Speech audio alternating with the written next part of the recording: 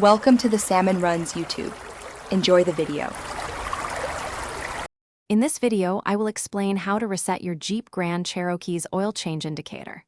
This process is crucial after an oil service to ensure your vehicle accurately tracks its oil life.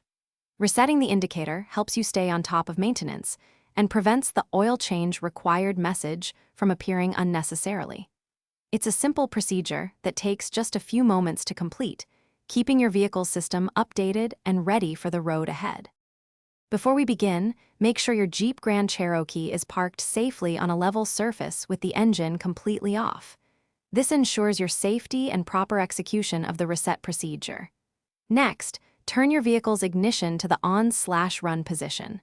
For models with a push-button start, press the start button twice without pressing the brake pedal. The engine should not be running during this step.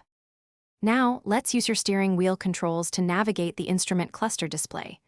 On the left-hand side of your steering wheel, you'll find arrow buttons. Use these to scroll through the menus until you highlight Vehicle Info. Once Vehicle Info is selected, press the OK button.